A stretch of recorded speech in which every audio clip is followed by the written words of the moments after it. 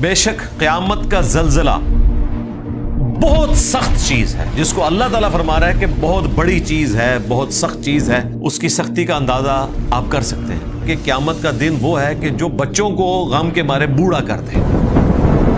اور بخاری مسلم کے الفاظ ہیں کہ جب یہ اللہ تعالیٰ کی طرف سے جواب آئے گا تو اس کی سختی کی وجہ سے بچے بھی بوڑھے ہو جائیں گے قیامت والے دن جب یہ سنیں گے۔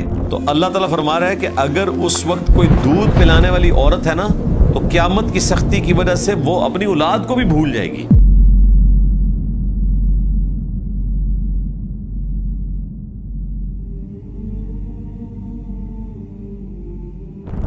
اعوذ باللہ من الشیطان الرجیم، بسم اللہ الرحمن الرحیم۔ یا ایہا الناس اتقوا ربکم، اے لوگو تقوی اختیار کرو اپنے رب کا، اس سے ڈرو۔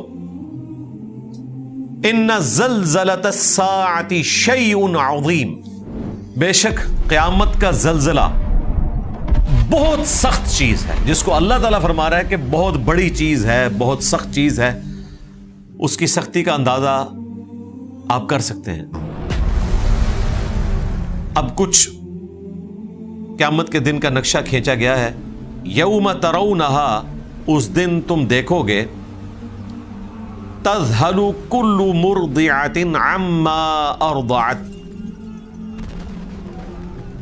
کہ ہر دودھ پلانے والی ماں اپنے اس بچے کو بھول جائے گی، اس سے غافل ہو جائے گی۔ یعنی یہ سب سے اسٹرانگ بانڈ ہوتا ہے ماں اور بچے کا۔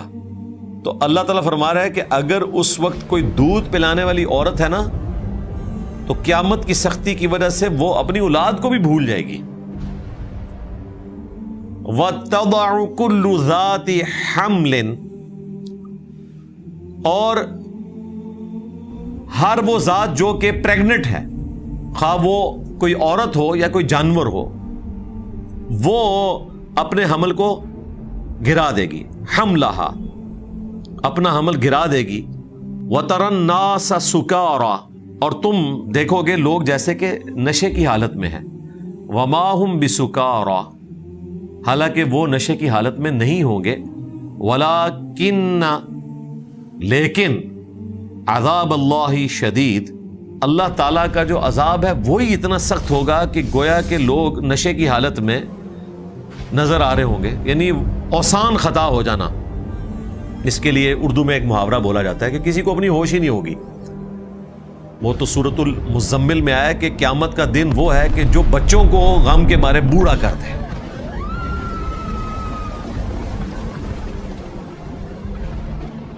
بخاری مسلم میں حدیث ہے، نبی علیہ السلام نے فرمایا کہ اللہ تعالیٰ قیامت والے دن آدم علیہ السلام سے کہے گا کہ جنتیوں اور جہنمیوں کو الگ الگ کرو۔ تو آدم علیہ السلام عرض کریں گے یا اللہ کتنے جنتی اور کتنے جہنمی؟ تو اللہ تعالیٰ فرمائے گا ہر 1000 میں 999 دوزخی اور صرف ایک جنتی۔ اور بخاری مسلم کے الفاظ ہیں کہ جب یہ اللہ تعالیٰ کی طرف سے جواب آئے گا تو اس کی سختی کی وجہ سے بچے بھی بوڑھے ہو جائیں گے قیامت والے دن جب یہ سنیں گے کہ ہر 1000 میں 999 جہنمی اور صرف ایک جنتی۔ صحابہ کرام بھی پریشان ہو گئے۔ پھر نبی علیہ السلام نے ان کو تسلی دی کہ اس میں میجورٹی یاجوج اور ماجوج ہوں گے۔ پھر نبی علیہ السلام نے کہا کہ کیا تم اس پر خوش نہیں ہو کہ جنتیوں کا 1/3 میری امت سے ہو؟ تو صحابہ کرام نے پھر تکبیر بلند کی، اللہ اکبر۔ پھر نبی علیہ السلام نے فرمایا کہ کیا تم اس پر خوش نہیں ہو کہ جنتیوں کا نصف میری امت سے ہوگا؟ پھر صحابہ کرام نے تکبیر بلند کی۔ لیکن ظاہر ہے کہ جنتیوں کا نصف اس امت سے ہونا ہے، یہ نہیں ہے کہ انسانیت کا نصف جو ہے وہ جنت میں پہنچنے میں کامیاب ہو جائے گا، ایسا نہیں۔ وَلَقَدْ ذَرَأْنَا لِجَهَنَّمَ كَثِيرًا مِنَ الْجِنِّ وَالْإِنسِ، اور بے شک ہم نے جنوں اور انسانوں میں کثیر تعداد میں لوگ پیدا اس لیے کیے ہیں کہ وہ جہنم میں جائیں گے، لیکن وہ اللہ تعالیٰ کی تقدیر کی وجہ سے نہیں بلکہ اپنے اعمال کی وجہ سے۔ اللہ تعالیٰ فرماتا ہے ہم نے ان کو دل دیے تھے، عقل دی تھی، سوچتے نہیں، آنکھیں دی تھیں، وہ دیکھتے نہیں، کان دیے تھے وہ سنتے نہیں، یعنی عبرت حاصل نہیں کرتے. اور پھر اللہ تعالیٰ نے اسے کنکلوڈ کیا کہ یہ تو جانوروں والا ایٹیچیوڈ ہے ان لوگوں کا، تو اس وجہ سے وہ جہنم میں چلے جائیں گے. یہ نہیں کہ اللہ تعالیٰ نے جان بوجھ کے انہیں جہنم میں پھینکا ہے، نعوذ باللہ، ایسا نہیں ہے. رسولوں کا مقدمہ ہی اس کے اوپر قائم ہے کہ اللہ تعالیٰ نے انسان کو اختیار دیا ہے، وہ اپنی مرضی سے اپنے رب کو چوز کر سکتا ہے اور اس کا انکار کر سکتا ہے. دنیا میں تو کوئی گرفت نہیں آئے گی، کبھی کبھار آ بھی جائے گی، لیکن آخرت میں اللہ تعالیٰ ضرور پکڑ فرمائے گا. اور ایسی سخت پکڑ ہے کہ بخاری مسلم میں حدیث ہے، سیدہ عائشہ کہتی ہیں نبی علیہ السلام نے فرمایا قیامت والے دن تم ننگے پاؤں اور ننگے جسم کے ساتھ بغیر ختنے کے اٹھائے جاؤ گے، جس طرح کہ انسان پیدا ہوتا ہے. تو سیدہ عائشہ نے فوراً سوال کیا، یا رسول اللہ صلی اللہ علیہ وآلہ وسلم، جب مرد و عورت اکٹھے ہوں گے اور بالکل برہنہ ہوں گے تو کیا ایک دوسرے کو دیکھ نہیں رہے ہوں گے؟ تو نبی علیہ السلام نے فرمایا کہ وہ دن اس سے بہت زیادہ سخت ہوگا کہ کسی کی اس طرف بھی توجہ جائے، ہوش ہی نہیں ہوگی. پھر بخاری مسلم میں یہ بھی آیا کہ سب سے پہلے حضرت ابراہیم علیہ السلام کو اللہ تعالیٰ لباس پہنائے گا، اور یہ وہ جزوی فضیلت ہے جو ابراہیم خلیل اللہ کو باقی پوری نو انسانی کے اوپر حاصل ہے، کہ سب سے پہلے حضرت ابراہیم علیہ السلام کو اللہ تعالیٰ لباس پہنائے گا آنر کے طور پر. جس طرح کہ صحیح مسلم میں آتا ہے کہ سب سے پہلے نبی علیہ السلام نے فرمایا کہ مجھے اللہ تعالیٰ قبر سے نکالے گا، سب سے پہلے میں شفاعت کروں گا اور سب سے پہلے میری شفاعت قبول بھی کی جائے گی. اور اسی طریقے سے موسیٰ علیہ السلام کے بارے میں بخاری مسلم میں آتا ہے کہ نبی علیہ السلام کہتے ہیں کہ جب قیامت کی بے ہوشی طاری ہوگی نا تو میں دیکھوں گا کہ مجھ سے پہلے ہی حضرت موسیٰ علیہ السلام اللہ تعالیٰ کے عرش کا پایا تھامے ہوئے کھڑے ہیں. مجھے نہیں پتا کہ وہ مجھ سے پہلے اٹھائے جائیں گے یا ان پہ قیامت کی بے ہوشی طاری نہیں ہوگی. یہ اللہ تعالیٰ نے موسیٰ علیہ السلام کے لیے جزوی فضیلت رکھی ہے. تو ہر نبی کے لیے الگ الگ ایک جزوی فضیلت موجود ہے. بہرحال یہ دن اتنا سخت ہے کہ کسی شخص کو یہ بھی پرواہ نہیں ہوگی کہ اس نے کپڑے پہنے ہوئے ہیں یا نہیں پہنے ہوئے. آج کل AI حافظہ اللہ تعالیٰ کی برکت سے یوٹیوب کے اوپر آپ ویڈیوز دیکھیں، لوگوں نے قیامت کے دن کا نقشہ کھینچ دیا. اس میں ظاہر ہے انہوں نے ننگے جسم تو نہیں دکھائے، وہ تو ظاہر نہیں دکھا سکتے تھے یوٹیوب کی پالیسی کی وجہ سے بھی، اور ویسے بھی اخلاقاً بھی درست نہیں ہے. لیکن جہنمیوں کا جو عذاب دکھایا انہوں نے، اسی طریقے سے جنتیوں کا جنت میں جانا اور آخرت کے دن کا جو نقشہ AI کے ذریعے انہوں نے کھینچا ہے مختلف چینلز کے اوپر، آپ یہ ویڈیوز دیکھ سکتے ہیں.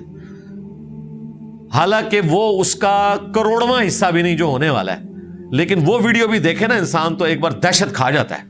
وہ ویڈیو ضرور دیکھیں. اور میں اپنی اس قرآن کلاس کی جو آڈینس ہے ان سے بھی کہوں گا، جو لوگ اس میں ویلیو ایڈیشن کر رہے ہیں، کہ وہ ساری ویڈیو ساتھ اٹیچ کریں اس قرآن کلاس کے ساتھ، تاکہ لوگوں کو آئیڈیا ہو کہ آخرت میں معاملہ کتنا سخت ہونے والا ہے. بخاری مسلم دونوں میں یہ حدیث موجود ہے کہ نبی صلی اللہ علیہ وآلہ وسلم نے فرمایا کہ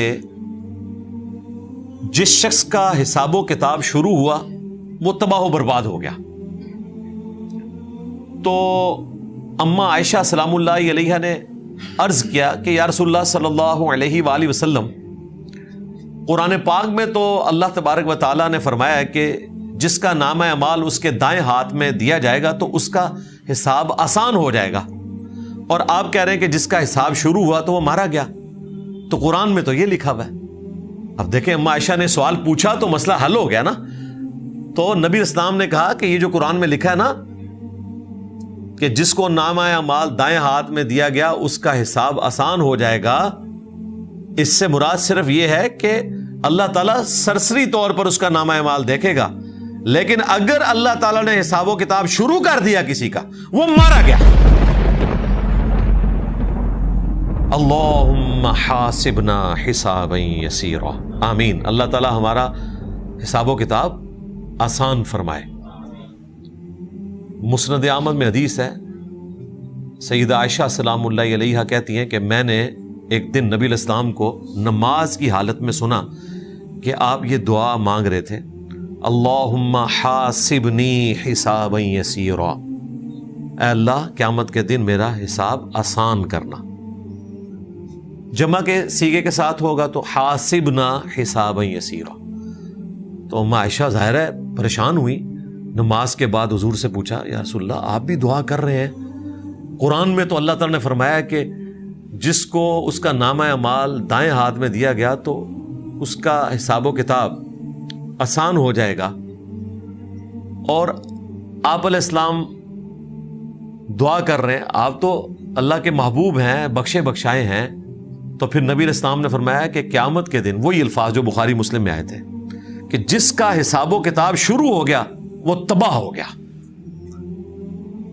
اور جس کو اللہ تعالیٰ نے صرف حساب و کتاب دیکھنے کے بعد سرسری طور پہ کہا بس ٹھیک ہے اور درگزر کا معاملہ کیا تو وہ نجات پا گیا.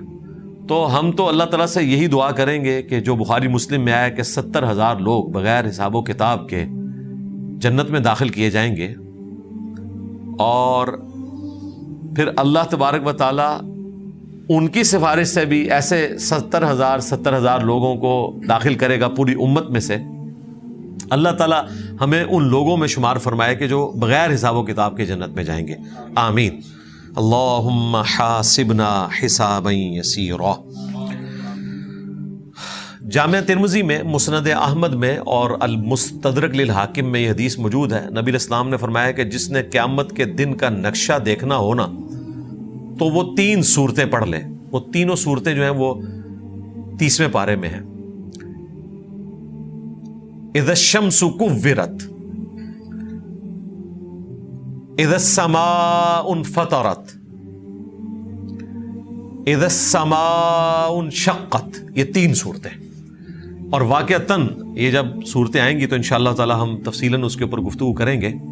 باقی اگر آپ مشکات المصابیح میں 30 جلد میں چلے جائیں تو قیامت کے سارے احوال، اور اس کے بعد پل صراط کا معاملہ، میزان عمل کا معاملہ، شفاعت کا، یہ ساری احادیث ایک جگہ جمع ہیں.